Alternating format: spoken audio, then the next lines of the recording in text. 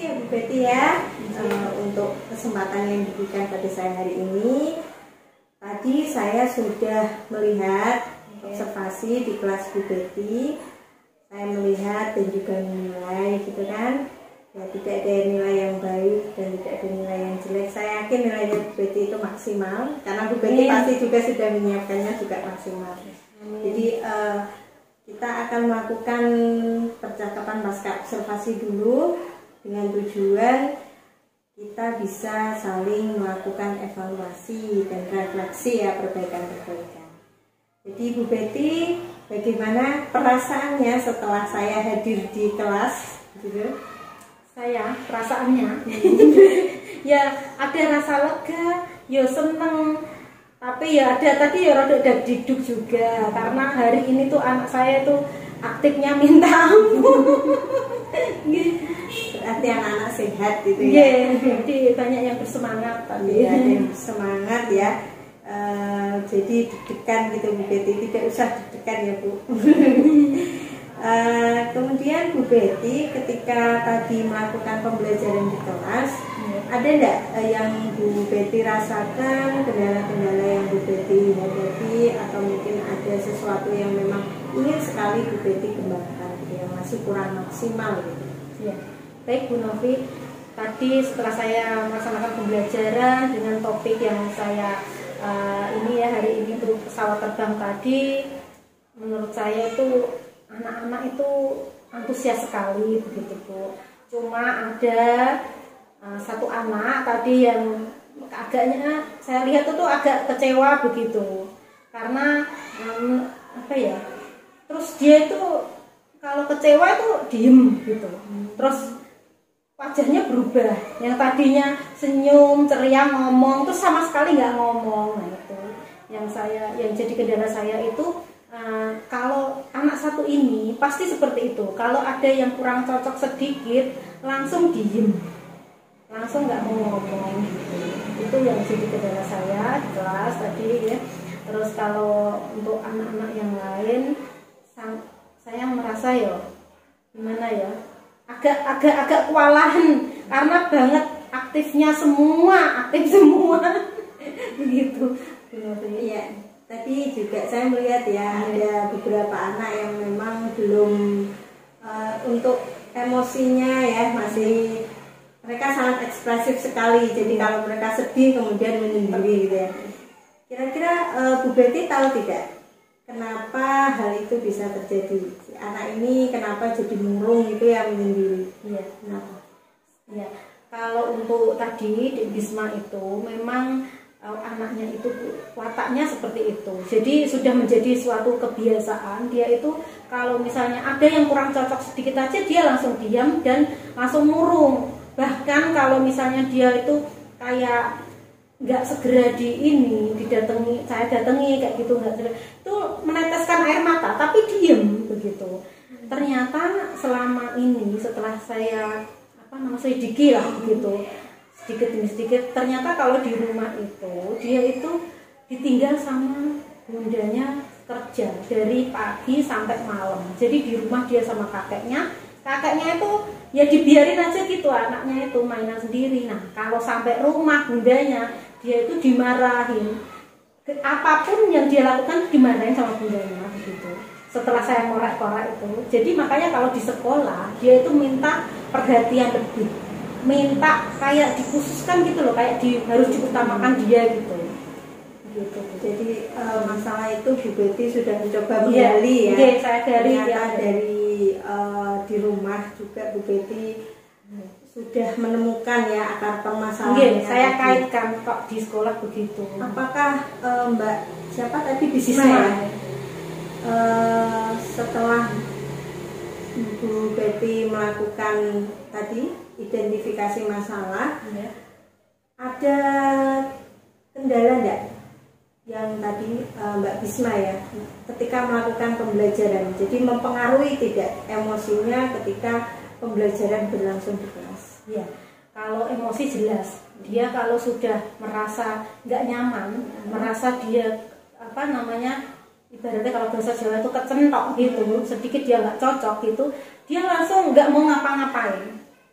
diem aja, dan diem itu nanti kalau dibiarkan toh meneteskan air mata gitu sendiri, seperti itu. Jadi saya tuh merasa butuh menangani anak ini biar ada bagus emosinya, bisa meningkat, bisa ada perubahan, terus sosialisasi sama teman juga baik, bisa merasa apa kita itu sama gitu, tidak ada yang harus diprioritaskan seperti itu.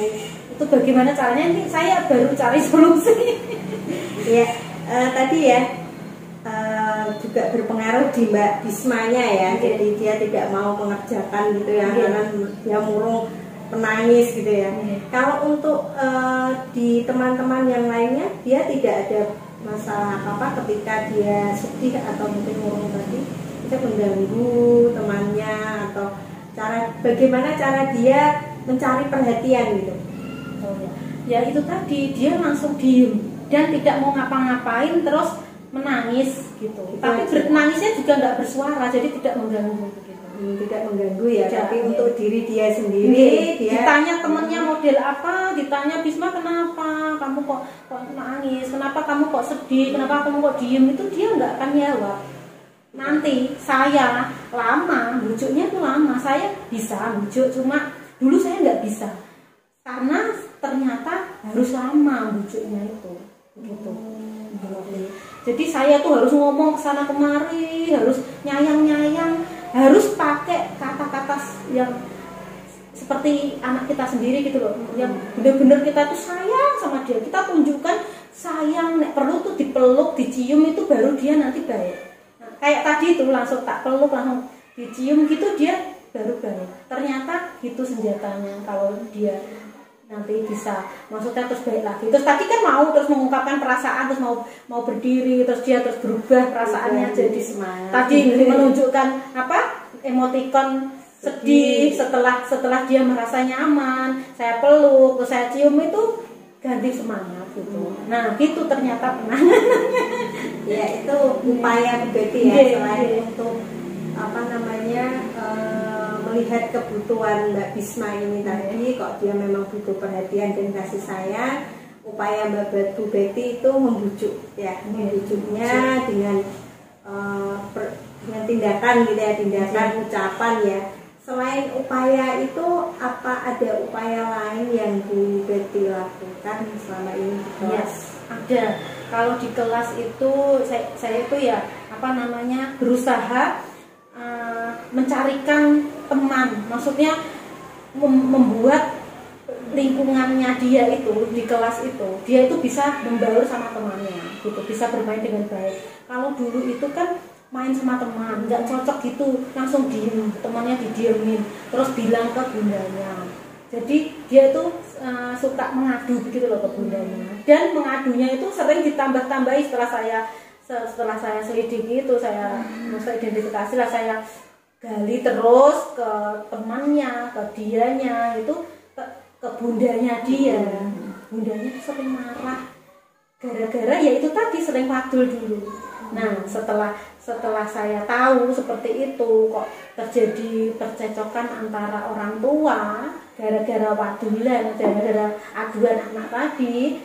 Nah itu baru saya sedikit demi sedikit anaknya itu saya kasih tahu di sekolah begitu.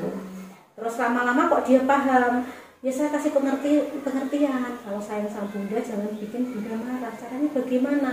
Ya Dek Bisma itu sama temennya baik, jangan suka mengadu ke mama. Kalau ke bunda, Dek Bisma memang suka kalau bundanya marah-marah, nggak suka, dia bilang gitu. Kalau nggak suka ya jangan mengadu, kalau mengadu pasti kan bunda marah. Takut nggak kalau bunda marah? Iya takut. Nah terus dengan pengertian itu saya ajak bicara terus seperti itu, sekarang nggak pernah mengadu lagi, aman sekarang, bundanya nggak pernah marah-marah lagi. Dan dulu tuh sempat lewat WA grup gitu, marah-marah di grup juga pernah bundanya itu.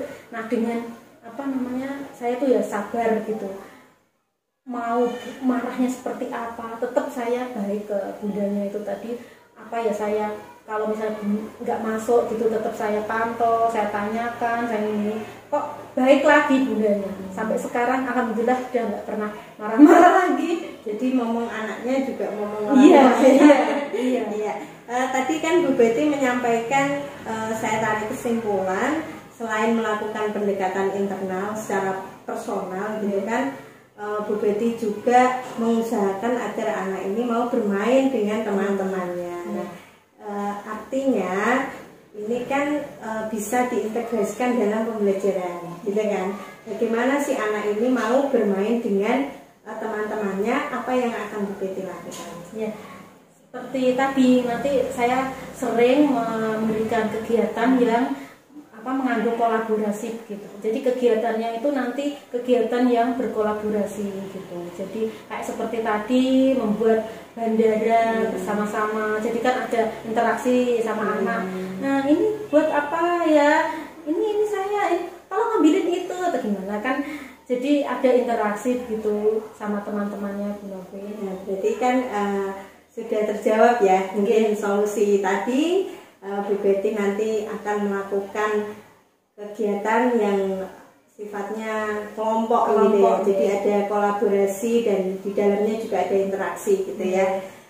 Bu Betty rencananya untuk melakukan rencana tadi kapan? Secepatnya. Dan alhamdulillah hari ini sudah saya mulai dalam kegiatan itu hampir semuanya kegiatan saya kegiatan kelompok. Hampir semua ya.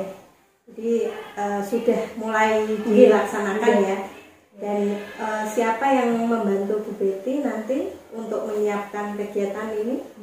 Ya, untuk lebih dari 50%-nya saya sendiri ya. Maksudnya dari mulai rancangan kegiatan itu saya. Nanti kalau misalnya pas kegiatan itu biasanya guru yang satu kelas dengan saya yang nanti gantian kelas itu biasanya membantu saya dengan rekan sejawat ya. Kemudian saya kalau membutuhkan peralatan yang membutuhkan teknisi gitu bisa penjaga sekolah itu nanti saya mintain tolong biasanya gitu ya. Jadi tadi Bu Betty sudah merasakan ada masalah di kelas, Bu Betty sudah bisa menyelesaikan ya solusinya seperti apa. Bu Betty juga sudah memiliki rancangan aksi yang akan dilakukan. Kemudian untuk komitmen Bu Betty sendiri dari aksi tadi, rencana tadi yang akan dilakukan bagaimana komitmennya? Komitmen saya ya nanti ini pembelajaran seperti ini diferensiasi dan terimplementasi dengan ini ya, kompetensi sosial emosional itu akan terus saya laksanakan secara kontinu lah, maksudnya terus menerus tidak berhenti gitu. Jadi bisa berlanjut nanti, jadi anak itu terlihat peningkatannya gitu. Semakin hari kan kemungkinan bisa semakin baik dan nanti untuk sosialisasi anak juga baik gitu. Ya, jadi tadi sudah terlihat ya ketika dengan papan emosi tadi anak sudah antusias sekali dan bisa mengungkapkan perasaannya. Dan Bu Betty sendiri punya komitmen untuk melakukan ini secara kontinu. Jadi memang kalau kita memiliki suatu rencana, apabila dilakukan secara terus menerus nanti akan terlihat hasilnya gitu, hasilnya prosesnya ya. Gitu Bu Betty. Untuk rencana tindak lanjutnya nanti tadi Bu Betty sampaikan akan melakukan mengimplementasikan pembelajaran berdiferensiasi dan KSE juga kegiatan-kegiatan dilakukan secara kelompok gitu. Apa mungkin ada rencana tindak lanjut yang lain? Kalau rencana tindak lanjut yang lain mungkin saya menambahi ragam main. Jadi nanti kalau misalnya kegiatan itu ya bervariasi lah, maksudnya nggak monoton, balek nanti gitu. Jadi nanti bisa saya lah ambil dari lingkungan gitu, misalnya di sekitar sini ada pohon pisang itu nanti kan pas tema itu nanti pekerjaan nanti kan kita bisa bikin senjata senapan atau apa dari itu pisang gitu. Untuk memanfaatkan yang ada di lingkungan, jadi menambah media. Jadi anak-anak tidak bosan ya dengan media yang sudah lama, terus menggunakan alam sebagai sumber belajar juga. Itu ya Bu Betty ya. Terima kasih Bu Betty hari ini. Saya ucapkan banyak sekali terima kasih, pengalaman yang luar biasa karena di sini juga saya belajar Itu apa yang bisa saya terapkan juga bisa ya. Iya. Nanti juga kita bisa saling melakukan refleksi. Gitu aja. Terima kasih ya Bu Betty. Sama-sama Bu Novi, saya juga terima kasih. Saya senang sekali bisa dapat ilmu juga. Umpan balik dari Bu Novi kan bisa membuat saya refleksi juga. Nanti saya bisa membenahi tadi kekurangan gitu. Itu aja ya Bu ya. Terima kasih.